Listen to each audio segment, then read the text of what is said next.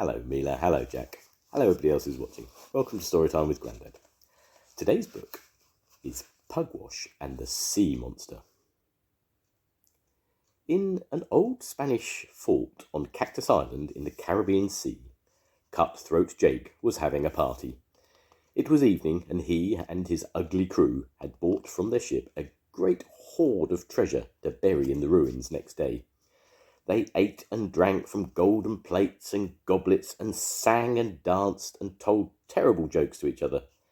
They thought, of course, that nobody knew they were there. They would not have been so happy had they known that close by, with his ship, the Black Pig, hidden behind high rocks, was Captain Pugwash. And they would have been even less happy to see, moving in the shallow water near the ship, clear against the setting sun, a most odd-looking sea monster. Close up, it looked odder still. "Sea monster, heave to," came a voice from inside the head. Then, as the strange creature came to a halt, the head, the hump, and the tail lifted up, and there underneath were Captain Pugwash, the mate, and Barnabas and Willie. "Splendid, me hearties," cried the captain. "Provided we keep within our depth, we cannot fail. Now we can proceed with my plan." That night, the pirates held a council of war. "Now listen very carefully," said the captain. "Cutthroat Jake is camped in the old Spanish fort with the greatest hoard of treasure in history. We know he's there, but he thinks we are thousands of miles away. Ho, ho, he's got a nasty surprise coming to him. For at dawn tomorrow, when the tide is low and the water shallow, we shall don our monstrous disguise and advance upon the island. There will be no fighting, of course. Oh no, nothing as dangerous as that. The very sight of us will terrify Jake and his crew. They'll abandon the treasure, flee to their ship, and we, me hearties, we shall all be as rich as kings." The pirates were all very excited when they heard the captain's plan. Only Tom the cabin boy didn't seem quite happy about it. But Pugwash said, "Don't interrupt, Tom, when your elders and betters are speaking. This is my idea, and a very clever one too. We can get along quite well without you. You can stay behind and cook the dinner and mind the ship." At first light the next day, the captain and his men gathered in the shallow water beside the Black Pig and got ready for the great assault. Pugwash put on the monster's head, the mate and Barnabas were in the hump, and Willie wore the tail. High up in the ruins of the old fort, Cutthroat Jake and his men slept amongst the cactus plants and the treasure. They were all tired out after a heavy night's eating and drinking, and their snores were horrible to hear. Even the lookout was dozing at his post, and Captain Jake, he yelled. "There's a monstrous monster down there. It's coming ashore. It'll eat us alive." In an instant, Jake was awake and beside the sentry, swearing terribly. He hated being woken up in the morning. But when he saw what the sentry saw, "Creeping catfish," he roared. "Run for it! Back to the ship, all of ye! Run for your lives!"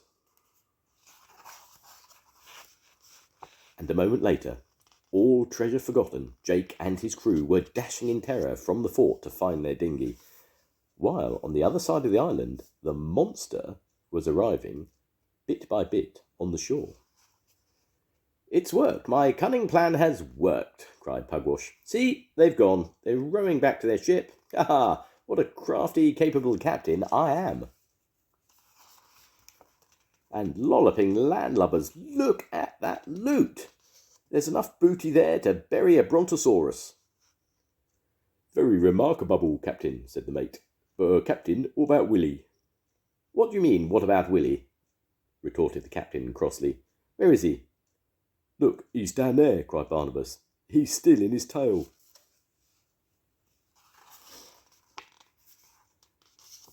Poor Willie really was in trouble. He was stuck in his tail. He couldn't see where he was going, and the more the captain shouted at him, the more muddled he became.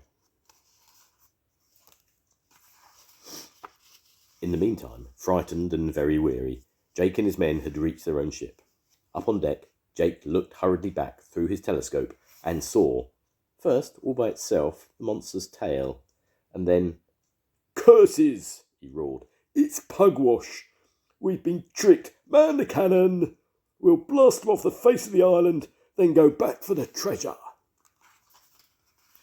But while Jake's pirates were getting ready to fire, it happened that, attracted by the sight of the mock monster, a real sea monster, huge, hairy, and hideous, was approaching the scene. Jake was so thunderstruck when he saw it that he yelled again, "Foiled again! Up anchor, hoist all sail, full speed away!" So panic-stricken, and for the second time that day, his crew rushed and struggled to get their ship moving, while, back on the island, Willie had at last unstuck himself and found his way to the others. Captain Pugwash was relieved and delighted to see him, and even more delighted when he saw Jake's ship was under full sail, being chased far away by the real sea monster. "Tottering turtles! What a fortunate turn of events!" he exclaimed. "And we'd best be off to the ship, me handsomes, before the creature comes back for its second course." "Ah, but what will we use to carry this little lot off in?" said Barnabas. "Why, me tail, of course. It'll take it nicely," answered Willie. "Besides, I'm fond of it now. I hate to see it left behind on the island." So the pirates loaded all of the treasure into Willie's tail and started to carry it down to the shore. It was only when they reached the water that they realised that the water wasn't shallow anymore. In fact, it was far too deep to walk through. But luckily Tom had been watching, and very soon he was there with the dinghy, just in time to pick up the floundering pirates before they and the tail, full of treasure, sank. The captain boasted loudly as they all towed Willie and the treasure back towards the Black Pig. "Kipper me capstans," he said. "If that wasn't the cleverest cunning plan ever." Yes, thought Tom. It was quite a good scheme for once, only I did try to tell him they'd be out of their depth when the tide came in. The end. Goodbye, Mina. Goodbye, Jack. I'll see you soon. Goodbye, everyone. Bye.